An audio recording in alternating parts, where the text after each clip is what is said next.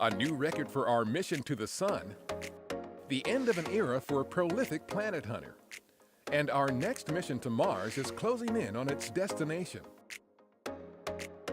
A few of the stories to tell you about this week at NASA. Our Parker Solar Probe is the new record holder for closest approach to the Sun by a human-made object. According to calculations by the Parker Solar Probe team, on October 29th, the spacecraft passed the current record of 26.55 million miles from the Sun's surface set by the Helios 2 spacecraft in April 1976. When it makes its final closest approach in 2024, Parker Solar Probe is expected to be just 3.8 million miles from the Sun's surface.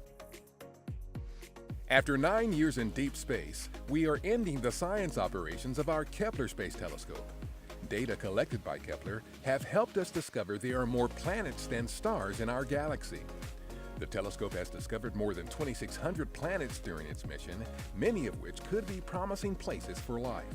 Kepler will be retired into a safe orbit away from Earth. After our Dawn spacecraft missed several communications sessions with our Deep Space Network, mission managers ended the historic mission, concluding that the spacecraft has finally run out of the fuel it uses to orient itself in space.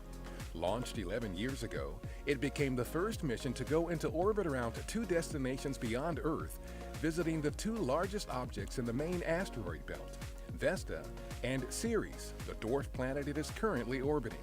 Dawn is expected to remain in orbit around Ceres for at least 20 years. Mission managers previewed the InSight mission to Mars during an October 31st briefing at NASA headquarters. The InSight lander is scheduled to touch down on the red planet on November 26th. Its suite of instruments will study Mars quakes and other activity deep below the Martian surface to help us better understand how all rocky planets formed, including Earth and its moon. On Mars, the atmosphere is thick enough to burn you up on entry. Our new 8-episode podcast, On a Mission, takes you with InSight on its mission to Mars. Episode 1 lays out the odds of actually reaching the surface safely. Fewer than half of Mars missions make it. The first 2 episodes are available online at nasa.gov/podcasts, the InSight website, SoundCloud, and Apple Podcasts. On October 31st, engineers at our Stennis Space Center in Mississippi conducted another hot fire test of an RS-25 engine controller for use on a future flight of our new Space Launch System or SLS rocket.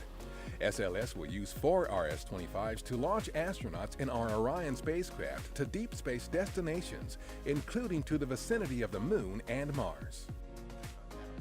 Urban air mobility was the focus of an industry day on November 1st in Seattle.